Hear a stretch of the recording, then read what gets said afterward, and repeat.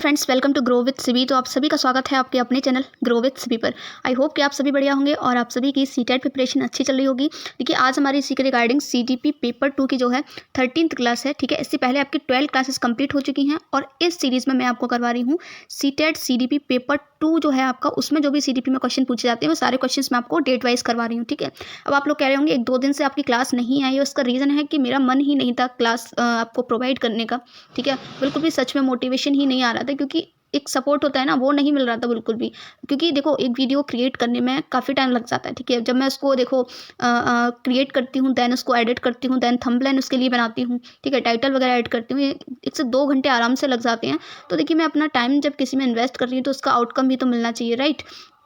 तो देखिए, आप लोगों का मुझे लगभग 1 मंथ हो गया वीडियोस अपलोड करते हुए। मैंने आपको सीटेट मैथ्स पेपर 2 की जो प्लेलिस्ट है ना, अगर उसको आप अच्छे से कर लेते हो तो आपका बहुत अच्छा स्कोर आने वाला है, ठीक है। मैं ऐसा नहीं है कि कुछ भी आपको करवा रही हूँ, आपको खुद भी पता है प्रीवियस ईयर क्वेश्चंस कितना मोस्ट इंपॉर्टेंट होते हैं, ठीक है। अब जो लोग करेंगे उनका आएगा, ठीक है, नहीं करेंगे तो देखिए वो एक गलत बात है। कोई भी चीज़ आप करोगे तो उसका आउटकम आपको देखने को मिलेगा, ठीक है। तो वही था कि देखिए, वो चीज़ें मैं कर रही थी 1 मंथ से लेकर के, तो अभी तक मुझे इतना अच्छा आउटकम नहीं देखने को मिला। व्यूज़ आते ही नहीं हैं बिल्कुल, और आते भी हैं तो आप लोग लाइक्स भी नहीं करते हो बिल्कुल। जैसे मान लीजिए 40-50 व्यूज़ आते भी हैं, अभी तक लास्ट जो व्यूज़ आए हैं वो 60 आए हैं एक वीडियो पर, ठीक है। 60 आई थिंक 60 to 62 आए हैं।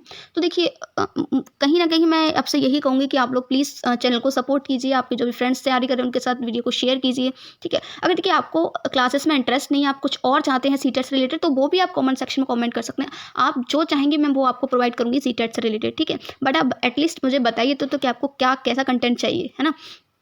आप बताओगे नहीं तो मेरे को कैसे पता चलेगा, ठीक है। बाकी देखिए, मैं अपनी तरफ से आपको बेस्ट देने का कोशिश कर रही हूँ। मैंने सीडीपी पेपर 2 इसलिए स्टार्ट किया था, जिससे आप पेपर 2 जब हाई लेवल के क्वेश्चन आप करोगे तो पेपर 1 भी आपका क्लियर हो जाएगा। समझ में आ रहा है? क्योंकि सिलेबस बिल्कुल सेम है ना। अगर हायर लेवल के क्वेश्चन की आप प्रैक्टिस करते हो तो लोअर लेवल के क्वेश्चन जो है आप इजीली बना पाओगे, क्योंकि ये मैंने भी किया था। That's why I am providing you, okay. So चलिए, आज की क्लासेस को जो स्टार्ट करते हैं। आज मैं किस डेट का आपको करवाने वाली हूँ, तो 28 दिसंबर 2022, ठीक है। इस दिन आपके जो भी सीडीपी पेपर 2 में क्वेश्चंस पूछे गए थे वो सारे क्वेश्चंस करवाऊंगी। देखिए, 2023 के मैंने ऑलमोस्ट आपको प्रोवाइड कर दिए हैं, 1-2 रह गए होंगे। तो देखिए, क्वेश्चंस बहुत ज़्यादा रिपीट हुआ। आप इस सीरीज को फॉलो करोगे तो आपको पता चलेगा, ठीक है। अभी कथन देखते हैं, और मैं आपको 20 से 25 क्वेश्चन जो है 25 क्वेश्चन तक एक वीडियो में आपको प्रोवाइड कर देती हूँ, ठीक है। बाकी डिपेंड करता है क्वेश्चन का लेंथ पर। अगर ज़्यादा लॉन्ग लॉन्ग क्वेश्चन होते हैं तो कम भी क्वेश्चन रह जाते हैं। वैसे एक भी वीडियो मैंने आपको ऐसा प्रोवाइड नहीं किया जिसमें 20 से कम क्वेश्चन हो, ठीक है।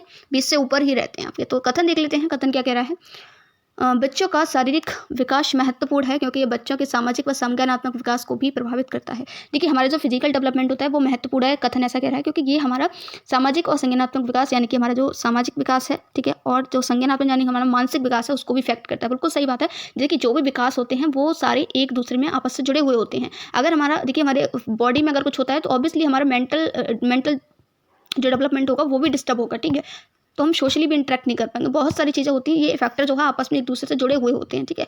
तर्क क्या है, बचपन में विकास के सभी आयाम एक दूसरे से जुड़े हुए हैं तथा एक दूसरे को बेहद प्रभावित करते हैं। बिल्कुल, अभी मैंने आपसे कहा ना, ये चीज़ें आपस में एक दूसरे से जुड़ी हुई होती हैं और एक दूसरे को इफेक्ट करती हैं। अगर एक चीज़ में प्रॉब्लम है तो दूसरी चीज़ भी इफेक्ट होती है इससे, ठीक है। तो ऑप्शन नंबर 1 ही करेक्ट हो जाएगा। ए और आर दोनों सत्य हैं, आर ए की सही व्याख्या करते हैं। देखिए, इसमें आप कंफ्यूज होते हो कि आर व्याख्या करता है कि नहीं। देखिए, स्टेटमेंट आप देखिए कि क्या ये जो कथन कह रहा है वही चीज़ तर्क में यूज हो रही है क्या, है ना। तर्क जो कथन से रिलेटेड है कि नहीं है। तो अगर रिलेटेड है तो व्याख्या करता है ना, नहीं है तो नहीं करता है। तो ऑप्शन नंबर 1 यहाँ पे करेक्ट हो जाएगा, ठीक है। एक रिक्वेस्ट करूंगी, देखिए, क्लास आपको क्लास अच्छी लगती है ना तो प्लीज़ क्लास को लाइक जरूर कर दीजिए। बिल्कुल फ्री होता है, ठीक है। आप लोग लाइक करेंगे, मुझे मोटिवेशन मिलेगा आपके लिए क्लासेस प्रोवाइड करने के लिए, ठीक है। नेक्स्ट क्वेश्चन देखते हैं अभी। नेक्स्ट क्वेश्चन आपका देखिए रिपीटेड क्वेश्चन है, मैं पहले भी करवा चुकी हूँ। आई थिंक मैंने कल परसों वाली इससे पहले जो क्लासेस अपलोड की थी उसमें आपको करवाया था, ठीक है। तो विकास का कौन सा सिद्धांत यह सुझाता है कि विकास सिर से शुरू होता है और फिर शरीर के बाकी हिस्सों में आगे होता है, यानी कि हेड टू टो, यानी सिर से पैर की ओर विकास होता है। ये कौन सा सिद्धांत कहता है, ये हमारा कहता है सेफलोकॉर्डियल थ्योरी, ठीक है। यानी कि हमारा इसको हम हिंदी में बोलते हैं शीर्षगामी सिद्धांत। तो ऑप्शन नंबर 2 करेक्ट हो जाएगा। देखिए, हिंदी में इसके बहुत सारे नाम है, इसलिए मैं आपसे कहूंगी इसको इंग्लिश में याद रखिए। सेफलोकॉर्डियल क्या कहते हैं, सेफलोकॉर्डियल थ्योरी, ठीक है। ये क्या कहता है कि हमारा जो विकास होता है वो हेड टू टो, यानी कि पहले सिर हमारा डेवलप होता है, उसके बाद हमारे बाकी के पार्ट्स जो है बढ़ते हैं, ठीक है। समीपस्थ दूरस्थ क्या होता है, नियर टू फार, यानी कि केंद्र से बाहर की ओर, इसको बोल सकते हैं केंद्र से बाहर की ओर या फिर पास से दूर की ओर, ठीक है। तो ऑप्शन नंबर 1 आप समझ पा रहे होंगे, नियर टू फार का सिद्धांत है। नेक्स्ट क्वेश्चन देखते हैं अभी। नेक्स्ट क्वेश्चन है आपका, ब्लैंक आनुवंशिक स्वभाव के पूर्व निर्धारित प्रकटीकरण की प्रक्रिया को संदर्भित करता है या करती है, तो कौन करता है। इसका करेक्ट आंसर है ऑप्शन नंबर 1 परिपक्वता, यानी कि मैच्योरिटी। देखिए, जो मैच्योरिटी होती है वो आपकी क्या होती है, हमारा जो हमारे सॉरी जो नेचुरल जो डेवलपमेंट होता है उसको इफेक्ट करती है ये, ठीक है। ये देखिए पहले से क्या होता है इसका, ये पहले से निर्धारित होती है और टाइम के साथ जैसे जैसे हम मैच्योर होते हैं वैसे वैसे समय के साथ हमारे सामने चीज़ें क्या होती हैं, प्रकटीकरण हमारे सामने प्रकट होती हैं। जैसे कि हम सबसे पहले क्या करते हैं, रेंगना सीखते हैं, फिर उसके बाद चलना सीखते हैं, फिर उसके बाद दौड़ना सीखते हैं, ठीक है। तो ये चीज़ें पहले से निर्धारित होती हैं और टाइम के साथ साथ जैसे जैसे हम मैच्योर होते हैं हमारे सामने आती जाती हैं, ठीक है। और ये चीज़ें जो है हमारी किससे रिलेटेड होती हैं, आनुवंशिक यानी कि हेरिडिटी स्वभाव के पूर्व निर्धारित होती हैं, ठीक है, पहले से निर्धारित होती हैं। तो ऑप्शन नंबर 1 आपका यहाँ बिल्कुल करेक्ट हो जाएगा। है आपका जीन पियाजे के अनुसार निम्न में से कौन से कारक संज्ञानात्मक विकास की दिशा निर्धारित करते हैं, ठीक है। यानी कि जो हमारा मेंटल डेवलपमेंट होता है वो किस किस से इफेक्ट होता है, उस मेंटल डेवलपमेंट की जो दिशा है उसको कौन कौन निर्धारित करता है, ठीक है। तो यहाँ पर देखिए ऐसे क्वेश्चन में ना देखिए 4 से 5 हैं आपके पास, ठीक है। ऑप्शंस भी आप देख रहे हो कि किस तरीके के हैं, 4 से 3 से 4 ऑप्शन दे रखे हैं, 2-3 ऑप्शन दे रखे हैं। तो यहाँ पर ना मैं आपको सजेस्ट करूँगी, आप बहुत जल्दी अपने आंसर तक पहुँच जाएंगे, कि यहाँ पर ना आप पॉजिटिव देखने की जगह नेगेटिव देखिए। अगर आप नेगेटिव को हटा देते हैं तो जो भी सही बाकी के ऑप्शंस रहेंगे पॉजिटिव वाले वही आपका करेक्ट होगा। जैसे मैं यहाँ पर देखूँ तो मैंने आपसे कहा है पनिशमेंट, सजा वगैरह जो है हमारा क्या नहीं करता है कि मेंटल डेवलपमेंट में सहायता नहीं करता है, उसको निर्धारित नहीं करता है, ठीक है। तो ऑप्शन नंबर 3 गलत हो गया। और अगर 3 गलत हो गया तो देखिए 3 यहाँ पे है तो ये गलत हो गया, 3 यहाँ पे है तो ये गलत हो गया, 3 यहाँ पे है तो ये भी गलत हो गया। पहुंच गए ना अपने आंसर तक, तो ऑप्शन नंबर 1 ही आपका यहाँ पर बिल्कुल करेक्ट हो जाएगा। आई होप कि आपको मेथड समझ में आ गया होगा कि किस तरीके से करना है। नेक्स्ट क्वेश्चन देखते हैं अभी। नेक्स्ट क्वेश्चन है आपका जीन पियाजे के अनुसार उस बच्चे की सोच के बारे में आप क्या कह सकते हैं जो मानता है कि जब पानी को एक बर्तन से दूसरे बर्तन में डाला जाता है तब पानी की मात्रा बर्तन के आकार के अनुसार कम या बढ़ जाती है। जैसे कि मान लीजिए आपके घर में कोई बच्चा है, ठीक है, मान लीजिए बहुत सारे बच्चे होंगे, है ना, आपके मान लीजिए भाभी भैया के बच्चे होंगे या फिर आपके पड़ोस में भी बहुत सारे बच्चे होंगे, ठीक है। तो आप उनको एक गिलास में पानी देना, ठीक है, और एक आपको उसको कटोरी में पानी देना, छोटी सी कटोरी में कर देना, पानी उतना ही हो, पानी उतना ही रखना, ठीक है। लेकिन आपने क्या किया, उस गिलास के पानी को बराबर पानी दिया है, एक को आपने गिलास में दे दिया, एक को आपने कटोरे में दे दिया। तो जो ये वाला बच्चा है वो क्या कहेगा कि आपने मुझे पानी ज़्यादा दिया, ये वाला बच्चा कहेगा आपने मुझे पानी जो है कम दिया है। मान लीजिए यहाँ पर दूध है, कुछ भी मान लीजिए, है ना, चाय है, जो भी बच्चों को पसंद है, ठीक है। तो कहेंगे मुझे चाय कम दिया आपने और उसको चाय आपने ज़्यादा दिया, है ना। तो देखिए लेकिन चाय तो उन्होंने बराबर रखी थी, है ना। वो क्या हो रहा है, उनके अंदर जो है कौन सा गुण नहीं बढ़ा है वो आपको बताना है, ठीक है। तो यहाँ पर देखिए वो चाय तो दोनों में बराबर है, लेकिन फ़र्क किसका है, आयतन का है, फ़र्क उसके बर्तन का है, ठीक है। वो ये नहीं देख पा रहे हैं कि क्या है चीज़ है, वो अभी उस सोच के लिए लायक जो है ही नहीं, है ना। वो बस ये देख रहे हैं, बर्तन को देख रहे हैं कि हाँ ये बर्तन मेरा इतना बड़ा है तो मेरे में ज़्यादा होगा, इसका छोटा है तो उसके में कम होगा, ठीक है। तो उनके अंदर कौन सा गुण नहीं आया है, इसको हम कहते हैं कंजर्वेशन का गुण। तो बच्चे में संरक्षण के कौशल अभी नहीं है। तो ऑप्शन नंबर 1 आपका यहाँ बिल्कुल करेक्ट हो जाएगा। आपसे कई बार कहा है पियाजे की थ्योरी, वाइगोत्स्की की थ्योरी, कोहलबर्ग की थ्योरी मोस्ट इंपॉर्टेंट थ्योरीज हैं। बहुत सारे क्वेश्चंस आपको यहाँ से देखने को मिल जाएंगे। प्लीज़ इनकी थ्योरी को अच्छे से कंप्लीट कीजिए, ठीक है। अभी देखिए पियाजे से क्वेश्चन है, पियाजे द्वारा दिए गए संज्ञानात्मक विकास की अवस्थाओं का सही क्रम क्या है, ठीक है। इन्होंने 4 अवस्थाएं दी थी, मैंने आपको ट्रिक भी बताई है इसको याद रखने की, SPCF इंग्लिश में याद रखिए, कोई दिक्कत नहीं है, ठीक है। आपके एग्जाम में इंग्लिश और हिंदी दोनों रहेंगी तो टेंशन लेने की जरूरत नहीं है, ठीक है। SPCF, एस से आपका मतलब है सेंसरी मोटर स्टेज यानी कि संवेदी कामक अवस्था, पी से आपका मतलब है प्री ऑपरेशनल स्टेज यानी कि पूर्व संक्रियात्मक अवस्था, सी से आपका मतलब होता है कॉन्क्रीट ऑपरेशनल स्टेज यानी कि मूर्त संक्रियात्मक अवस्था, और लास्ट आपकी है एफ यानी कि फॉर्मल ऑपरेशनल स्टेज यानी कि अमूर्त संक्रियात्मक अवस्था। तो ऑप्शन नंबर 1 आपका यहाँ बिल्कुल करेक्ट हो जाएगा। आई होप कि ये आपको समझ में आ गया होगा, ये इसका सही क्रम है, ठीक है। इन्होंने 4 स्टेजेस दी थी, उसका क्रम यही है, SPCF। नेक्स्ट क्वेश्चन देखते हैं। नेक्स्ट क्वेश्चन है आपका कोहलबर्ग की थ्योरी से, नेहा खुद को अपनी माँ द्वारा लाई मिठाई जो मेहमानों के लिए है खाने से रोकती है, यह सोचकर कि खाने से वह पकड़ी जा सकती है। कोहलबर्ग के सिद्धांत के अनुसार नेहा नैतिक विकास की किस अवस्था है, ठीक है। तो कोहलबर्ग ने नैतिक विकास का सिद्धांत दिया था, ठीक है। इन्होंने जो स्टेजेस दी थी ये सारी स्टेजेस यहाँ पर लिखी हुई हैं। अब आपको ये बताना है, देखिए नेहा है, ठीक है, उसके यहाँ मिठाई आई है, उसके यहाँ कुछ गेस्ट भी आए हुए हैं, ठीक है। अब जो मिठाई है उसके गेस्ट के लिए आई है, ठीक है, और उसकी माँ जो है गेस्ट के लिए लाई है, और नेहा क्या करती है, उसको नहीं खाती है। क्यों नहीं खाती, वो ये सोचती है कि अगर वो उसने खाई तो वो पकड़ी जा सकती है, ठीक है। तो वो डर की वजह से नहीं खा रही है, वैसे वो खा सकती है लेकिन डर लग रहा है उसे कि अगर वो पकड़ी गई तो उसकी मम्मी जो उसको डांटेंगी कि मैं ये गेस्ट के लिए लाई थी तो उन्हें खा ली, है ना। तो ऑप्शन नंबर 2 आपका यहाँ करेक्ट हो जाएगा, सजा और आज्ञाकारिता अभिविन्यास, यानी कि पनिशमेंट के डर से जो वो ऐसा नहीं कर रही है तो वो सजा और आज्ञाकारिता के अवस्था में है। तो ऑप्शन नंबर 2 करेक्ट हो जाएगा। क्वेश्चन है, किसके सिद्धांतों के अनुसार बच्चे अपने से ज़्यादा ज्ञान वाले समकक्षी व वयस्कों से अंतःक्रिया करके सीखते हैं।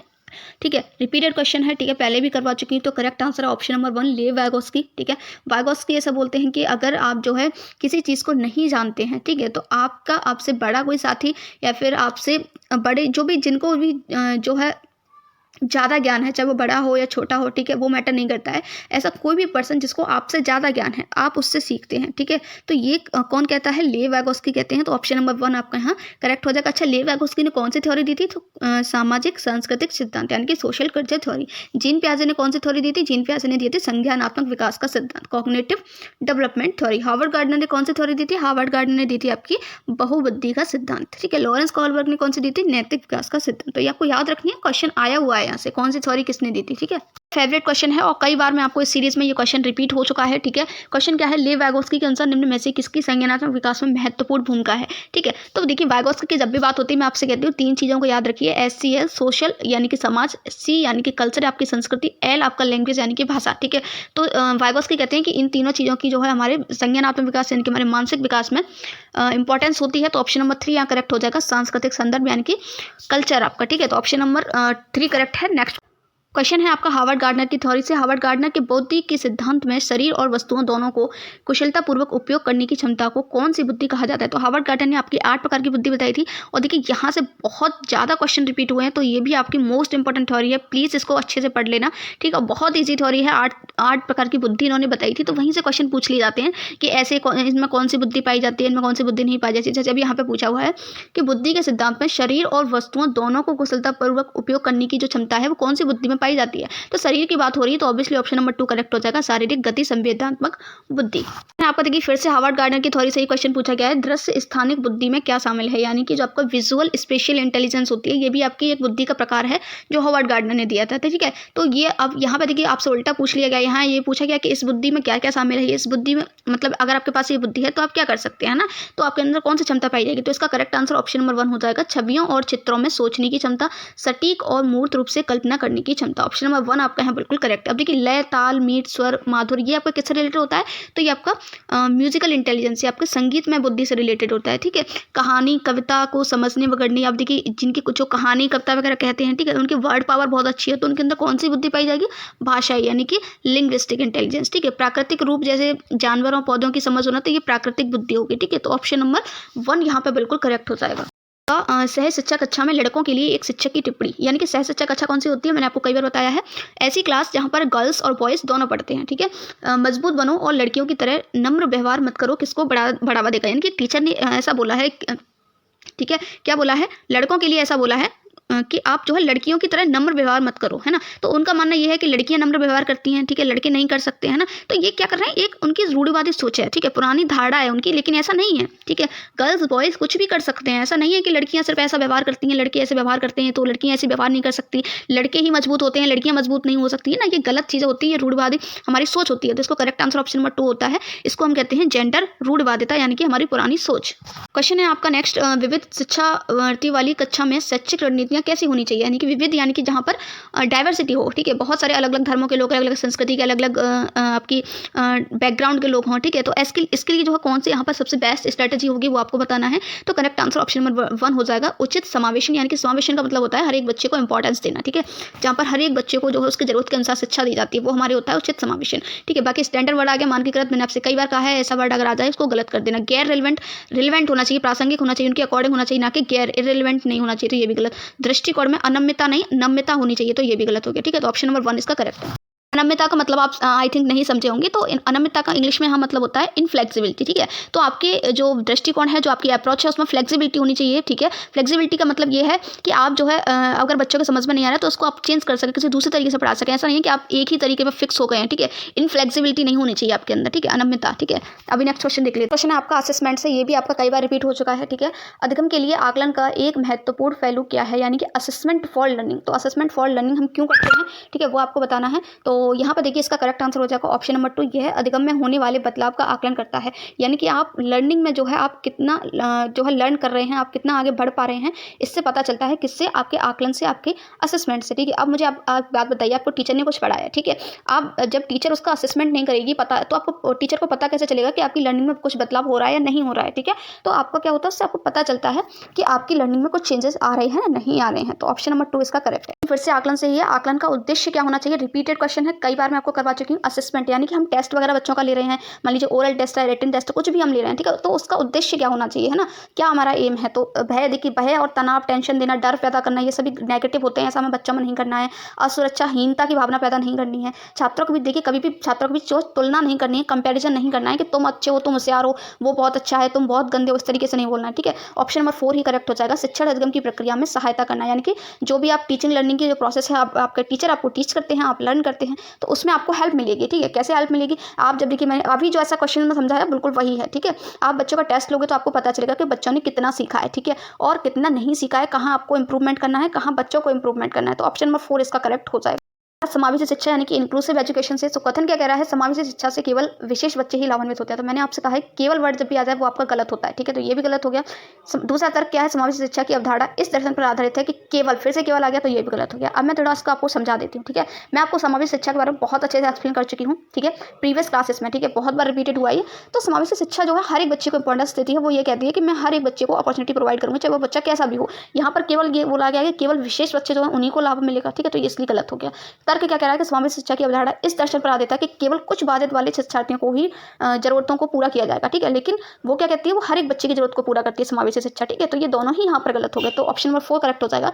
ए और आर दोनों आपका, और रिपीटेड क्वेश्चन है, मैं आपको कई बार करवा चुकी हूँ ये क्वेश्चन भी। ठीक है, मैं देखिए आपसे कितनी बार कह चुकी हूँ, बहुत सारे क्वेश्चंस रिपीट होते हैं। आप इस सीरीज को एक बार कंप्लीट तो कीजिए, आपके अंदर इतना ज़्यादा कॉन्फिडेंस बूस्ट होगा, आप बता नहीं सकते हो। ठीक है, आप फिर खुद से जब क्वेश्चंस लगाओगे ना, बहुत इजीली आप क्वेश्चन सॉल्व कर पाओगे। ठीक है, तो क्वेश्चन क्या कह रहा है? वंचित पृष्ठभूमि के छात्रों का समायोजन करने के लिए शिक्षकों को किसका पालन करना चाहिए? वंचित पृष्ठभूमि, देखिए ऐसे बच्चे जो है जिनको प्रॉपर, एक नॉर्मल जो बच्चा होता है उसको जो भी चीज़ें, जो फैसिलिटी उसको मिलती हैं, वो उसको नहीं मिल पाती हैं। ठीक है, तो जैसे मान लीजिए आप एक नॉर्मल स्टूडेंट हैं, आपको जो है प्रॉपर फूड मिल रहा है, प्रॉपर एजुकेशन मिल रही है, प्रॉपर आपको अदर चीज़ें प्रॉपर आपकी केयर की जा रही है, वो चीज़ें उनको नहीं मिल पाती है ना, तो वो वंचित पृष्ठभूमि के लोग होते हैं। प्रॉपर आपका देखिए इकोनॉमिक बैकग्राउंड भी आपका अच्छा है ना, तो यही सारी चीज़ें हैं। ठीक है, तो उनको, वो ऐसे बच्चों को क्या, ऐसे बच्चों को जो है अपनी क्लास में शामिल करने के लिए, उनका एडजस्ट करने के लिए क्या करना चाहिए टीचर को? तो उसका करेक्ट आंसर ऑप्शन नंबर 4 है। विभेदित निर्देश देने चाहिए, यानी कि अलग अलग तरीके से इंस्ट्रक्शन देनी चाहिए, जिससे वो बच्चा भी आराम से समझ पाए। ठीक है, सामाजिक बहिष्कार, देखिए उनको बहिष्कार नहीं करना है। बहिष्कार का मतलब होता है उनको बाहर निकालना। ठीक है, हास्यीकरण करना, ये भी आपका सही नहीं होता है।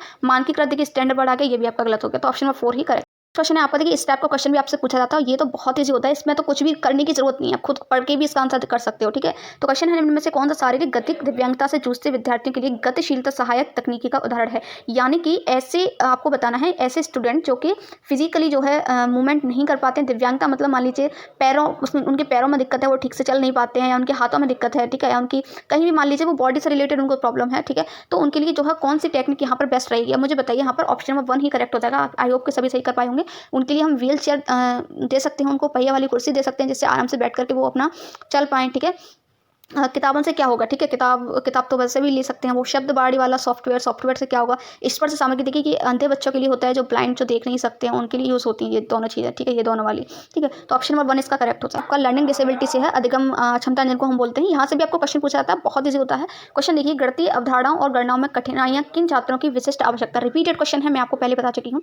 सॉरी, आवश्यकता नहीं, विशेषताएं। ठीक है, यानी कि ऐसे स्टूडेंट जिनको जो है गणित से रिलेटेड कॉन्सेप्ट को समझने में प्रॉब्लम होती है, या फिर कैलकुलेशन करने में डिफिकल्टी फेस करते हैं, तो ठीक है, तो उनको कौन सी प्रॉब्लम होती है? तो इसका करेक्ट आंसर ऑप्शन नंबर 1, जिसको हम बोलते हैं गोडेस वैकल, यानी कि डिसकैल्कुलिया। ठीक है, पठन वैकल, इसको हम बोलते हैं डिसलेक्सिया, यानी कि ऐसे बच्चे जिनको पढ़ने में प्रॉब्लम होती है। ठीक है, वर्ड्स को पढ़ने में प्रॉब्लम होती है, किसी वॉच को 100 पढ़ रहे हैं, 100 को वॉच पढ़ रहे हैं ना।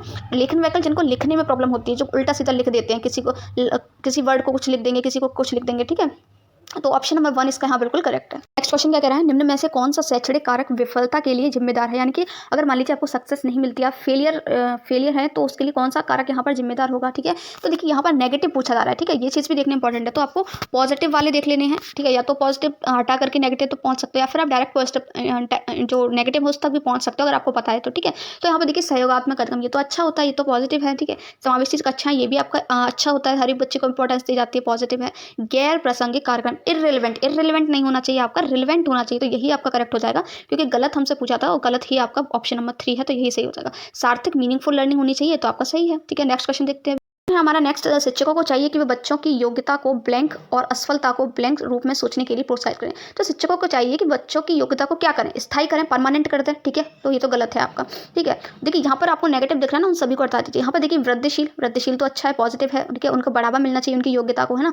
स्थायी देखिए फिर से स्थायी आ गया, ये भी गलत हो गया। वृद्धिशील देखिए, तो ऑप्शन नंबर 1 और 3 तो आपके यहाँ यहीं कट गया है ना। अब 3 और 4 में देखते हैं, तो उनकी जो योग्यता है उसको हमें बढ़ाना चाहिए। नेक्स्ट क्या है, उनकी असफलता, यानी कि जो जिसमें वो फेल कर जाते हैं, जिसमें अच्छा नहीं कर पाते हैं, उसको क्या करना चाहिए, उसको किस रूप में सोचने के लिए प्रोत्साहित करना चाहिए, सुधार के अवसर के रूप में या फिर शर्मनाक और अपमानजनक। ठीक है, तो ये आपका नेगेटिव गलत हो गया, ऑप्शन नंबर 2 ही करेक्ट हो गया। अगर बच्चे फेल होते हैं किसी टेस्ट में, तो आपको उनको इंप्रूव करने की अपॉर्चुनिटी, अवसर प्रदान करनी चाहिए। तो ऑप्शन नंबर 2 यहाँ पर करेक्ट हो जाएगा।